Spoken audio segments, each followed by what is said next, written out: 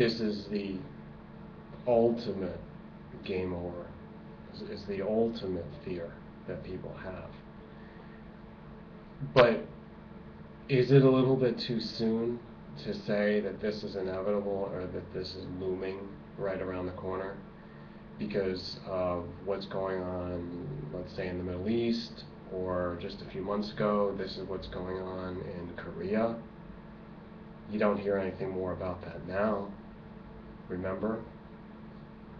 You know, this was the big announcement that they were doing missile tests, and they supposedly made a threat that they could hit the continental United States, and yada, yada, yada. Now the talk is joint operations between the Japanese and the United States military in the area of the disputed islands off the coast of China. Now, everyone knows this is all connected in with Okinawa and you know, lingering differences since the end of World War II, which may be played as a wild card. In fact, it must be a distraction. But not just about the Asian theater. Let's talk about other places in the world that are being destabilized, and supposedly some tipping point is going to happen there. EU, we were told that they're going to be splitting up. Their euro currency is going to be collapsing. We are told that Germany demands their physical gold. But it's not just Germany. Look, there's a lot of countries that are scrabbling right now for physical precious metals. And why are they doing that? Why is the market being manipulated in order that this can happen, that they can get not only repatriation, but they're going to be getting new metals acquired? Are they fixing for a collapse of the unbacked fiat, and they just want to go back to physical standard? And I'm talking about all this financial stuff because that is going to be the indicator, as well as the mechanism which starts major wars. Now let me take my glasses off so that we can see more clearly about what's going on here. Let's see with open eyes. Let's see. Look for the truth. Okay? World war is going to have to involve one or more of the superpowers. Now, some say, you know, it's doubtful that it can be just one of them.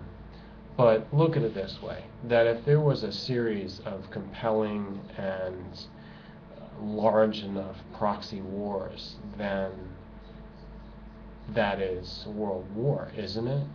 If you don't believe in that criteria, then look at two or more of the superpowers getting involved. And that's really possible to escalate to those numbers because superpowers are interlocked into blocks of power, which you've got to look at the United States being in lockstep with the UK, United Kingdom, England, Rule Britannia.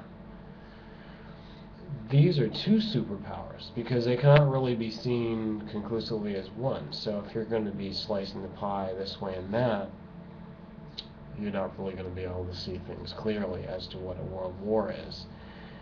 If it is along the lines of the US-UK powers versus any one of the Asian powers, or against, let's say, Brazil, or let's say Japan, or let's say some other power in Europe that will split off from the EU or try to take over the EU.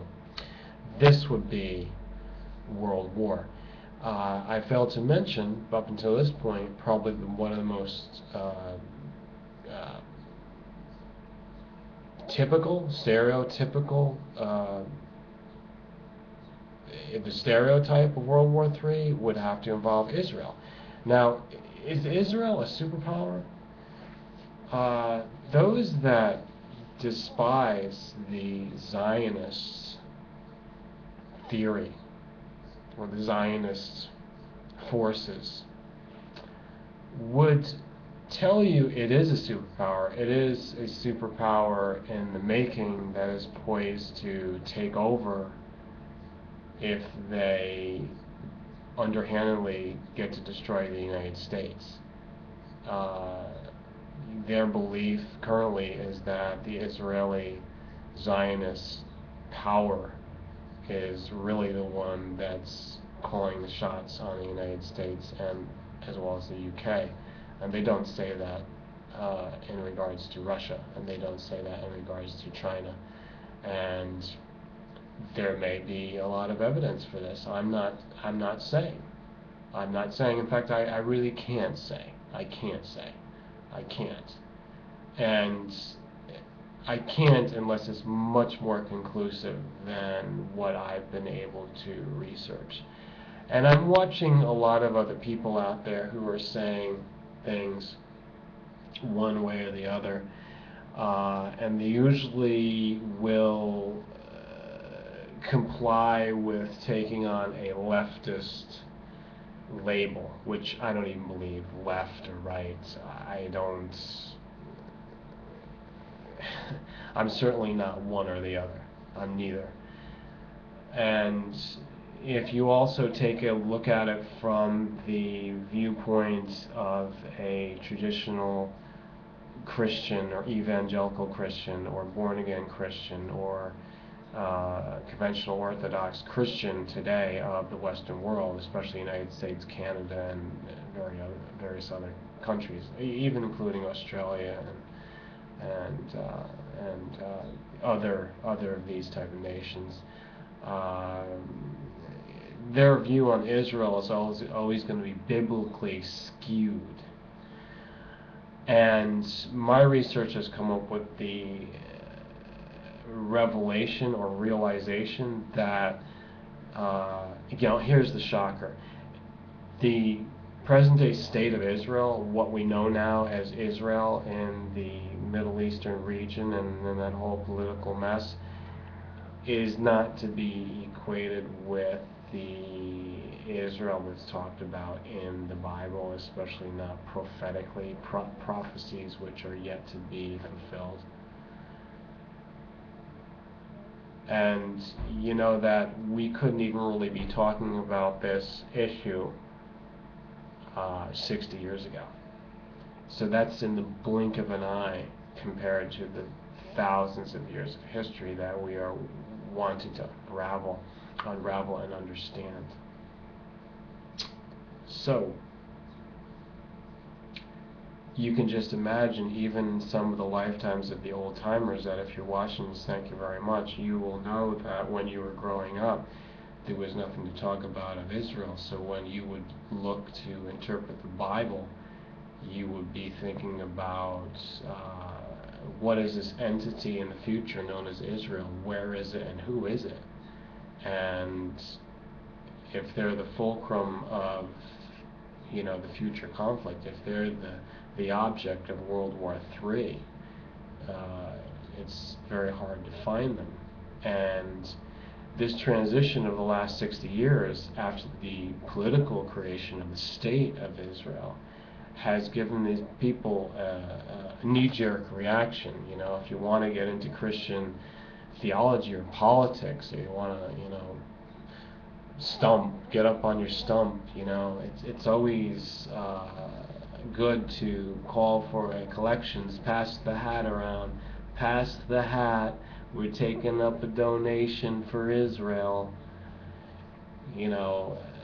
kind of thing. And Israel itself did that. It would pass around the donation hat or bowl for help us with the kibbutz, help us, Jews all around the world, Jews, can you help us? We're in Israel, we got to do this, Jews got to stick together, give us your shekels, donate a few shekels, help us survive.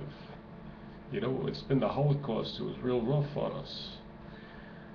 So this type of thing we've, you know, come through and kind of just continue with this assumption. But I am telling you, trust me on this. I've been places, I've talked to people, I've spent a lot of time praying to the Almighty, to the Lord, Adonai, you know, whatever name you want to use, even Allah, whatever way, Krishna from the old days, the blue guy, and the answer has come back that it's not actually that simple. It's not to be just taken on the surface and just accept it and believe it that you know, World War III is going to be around that state there. No. You don't understand. See, you're going to be fooled. You're going to be thinking that the conflict now, which is taking place in Syria, that the political machine is manipulating around there, and you're going to be assuming that whoever is going to go against the state of Israel is going to be the people who are the Antichrist. Actually, see, this is a big deal. Now that I've gotten this far into the video, I mean, you've got to understand, I should just start from this point and make the statement. This is a really big deal. I mean, this is the red alert. This is the fact that, you know, you've got to wake up to this twist, this distortion. You've got to undistort it and realize truth. This is where it's at. Okay, let me just give you the conclusion, the bottom line, and I can start another video. Israel is not what you think it is. Jerusalem is not what you think it is. The entire prophecy has been taken over by a bunch of crazy lunatics who want you to think a certain way about it, and it's just nonsense. I'm sure of it, because that's what politics has their hooks into right now, and they're going to be hung out to dry. You're going to see they're making up their whole thing, and people are going to be scratching their heads saying, is it over now? Where's the Messiah? So if some Messiah wants to attach himself to what's going on over there and say, like, hey, see, now I'm here, everybody, I'm here, you know, and now it's, I see, I'm involved with the conflict, and when they're finished, you know, I'm going to come out on the right side, you know, and it's going to be peace for everybody. Then you really know that everybody's been deceived, because that's going to be the false Messiah. Certainly, 100%. I'm telling you right now. I am swear to you, if you're one of my loyal viewers, and if you are as awake as I am. Thanks for listening. Make your comments. As I said, I need to start from this point and really give you the whole deal of the truth here. Favorite this, share it with all your friends, thumbs up, make sure you subscribe. Thanks for listening.